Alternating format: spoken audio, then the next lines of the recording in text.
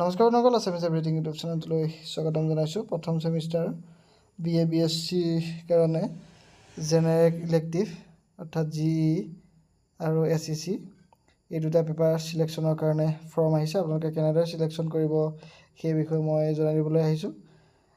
ভিডিঅ'টো যদি ভাল পায় লাইক কৰিব, শ্বেয়াৰ কৰিব আৰু যদি চেনেলটো এতিয়ালৈকে ছাবস্ক্ৰাইব কৰা নাই ছাবস্ক্ৰাইব কৰি দিবলৈ নাপাহৰিব। সকলোৰে মোবাইলত কলেজৰ তৰফৰ পৰা এটা হয়তো লিংক প্ৰভাইড কৰি দিছে দুটা ছাবজেক্ট চিলেকশ্যনৰ কাৰণে। সেই দুটা ছাবজেক্ট চিলেকশ্যনৰ প্ৰচেছটো মই কৈ দিছোঁ, চাওঁ আহক।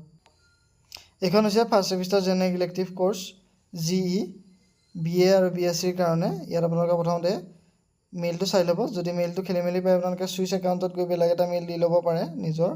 তাৰপিছত ৰেকৰ্ড জিমেইলটোৰ কথা লিখা আছে এনেদৰে, সেইটো আপোনালোকে টিক মাৰ্ক দি ল'ব, কিয়নো টিক মাৰ্ক দিলে আপোনালোকৰ ইমেইলত এই গোটেই ফৰ্মখন আপোনালোকে কেনেদৰে পূৰাইছিলে সেই গোটেই প্ৰক্ৰিয়াটো ছেভ হৈ থাকিব। আৰু আপোনালোকে যদি এইটো টিক মাৰ্ক নিদিয়ে তেতিয়া আপোনালোকে ফৰ্মখনো ছাবমিট কৰিব নোৱাৰিব। এইটো বহুত ইম্পৰ্টেণ্ট হয়। আপোনালোকে ফৰ্মখন ফাৰ্ডাৰ ৰেফাৰেঞ্চৰ কাৰণে ৰাখিব পাৰে। তাৰপিছত আপোনালোকে ষ্টুডেণ্ট নামটো ভৰাই ল'ব, শুদ্ধকৈ ভৰাব। ভৰাই আপোনালোকে ষ্ট্ৰীমটো নিজৰ চিলেক্ট কৰি ল'ব, আৰ্টছ নে ছায়েন্স।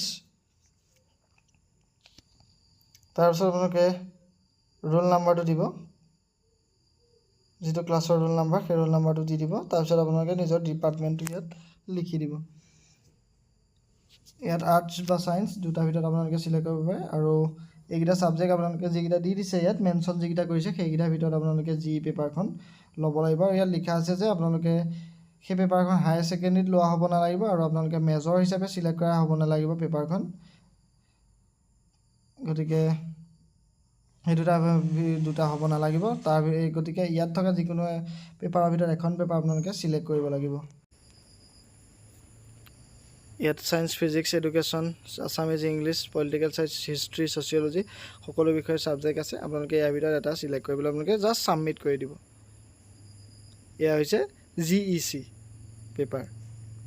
আপোনালোকে মেজৰ, মাইনৰ এই দুটা ছাবজেক্ট অলৰেডি চিলেক্ট কৰিলে। তাৰপিছত আৰু দুটা চিলেক্ট কৰিব লাগিব, সেই দুটা হৈছে SEC আৰু GE।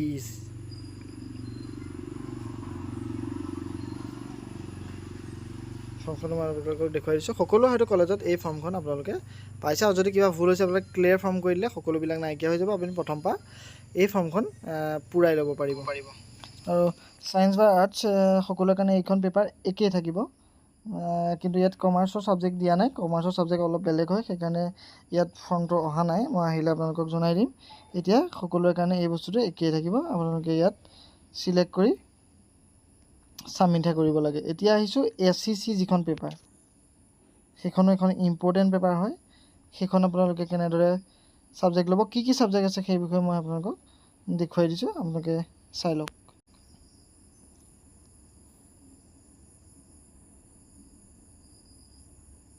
এইখন SEC পেপাৰ। ইয়াতো আপোনালোকে একেধৰণে ষ্টুডেণ্টৰ নাম দিব লাগিব, ষ্ট্ৰীমটো আপোনালোকে চিলেক্ট কৰিব লাগিব, আৰ্টছ নে ছায়েন্স, ক্লাছ চিলেক্ট কৰিব, ডিপাৰ্টমেণ্টটো চিলেক্ট কৰিব। চিলেক্ট কৰাৰ পিছত এইকেইটা দেখিছেনে, organic farming, MS Excel, library and information, food prevention, এইকেইটা আপোনালোকে যিকোনো এটা চিলেক্ট কৰিব লাগিব।